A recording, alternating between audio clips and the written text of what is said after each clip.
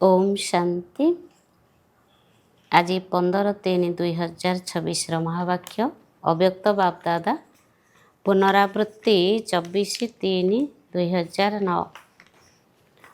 मुरलीर सार अच्छी बापदादा द्वारा मिलिथिबा संपत्ति गुड़ी को निज भितरे धारण करी कार्य लगाओ, अनुभवर अधिकारी हुआ।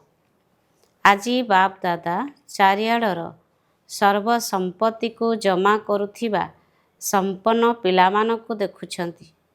एथि सहित प्रत्येक संतान केते मात्रारे सर्व संपत्ति को जमा करिछंती तार फलाफल को मध्य देखिछंती।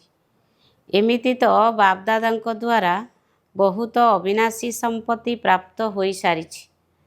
सर्वप्रथमे बड़रू बड़ संपत्ति हेला ज्ञान रूपक धन, जहा आधार रे मुक्ति एवं जीवन मुक्ति प्राप्त हेउछि। पुराणा देह एवं पुराणा दुनिया ठारो मुक्त जीवन मुक्त स्थिति एवं मुक्तिधाम को जीवार अधिकार सबु पिलांकु प्राप्त होइछि। तेबे केवल ज्ञानर संपत्ति नुहे, ता सहित जोग रूपक संपत्ति मध्य मिलिछि, जहा द्वारा सर्वशक्ति गुड़िकर प्राप्ति हेउछि।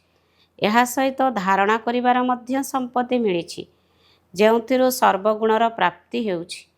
ता सहित सेवा रूपक संपत्ति मध्य मिलिछि, जहा आधार रे आशीर्वादर संपत्ति एवं खुशीर संपत्ति प्राप्त हेउछि।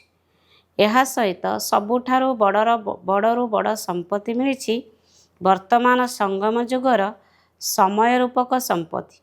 काहेकि ना सारा कल्प भितरे एही संगम जुगर समय एक अमूल्य संपत्ति अटे।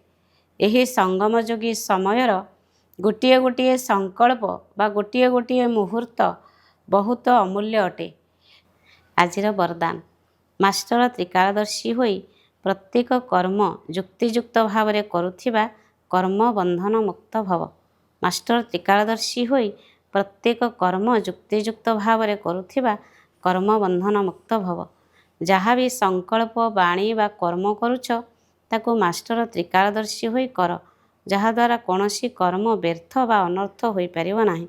त्रिकालदर्शी अर्थात साक्षीपणियार स्थिति रे स्थित होई कर्मर गुह्य गति को जानी कर्मेन्द्रिय मानक द्वारा कर्म कराओ, ताहेले केबे भी कर्मर बंधन रे बांधी हेब नाही।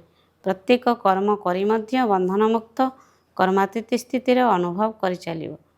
स्लोगान जेउ मानक भितरे विनाशी इच्छा गुड़िकर अविद्या रहिछि से माने ही महान संपत्तिवान अटंती। जेउ मानक भितरे विनाशी इच्छा गुड़िकर अविद्या रहिछि से माने ही मनर महान संपत्तिवान अटंती।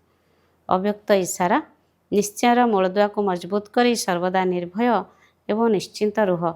जेपरी पहरा देउथिबा चौकीदार जदि अस्त्रधारी होइथिबो एवं तार निश्चय थिबो जे मोर अस्त्र शत्रु को घौड़ाई दे पारिबो बा हराई दे पारिबो, तेबे से केते निर्भय होई रही थाए। सेहीपरि तुममानक पाखरे मध्य सर्वशक्ति रूपक अस्त्रशस्त्र सदासर्वदा साथी रे अछि।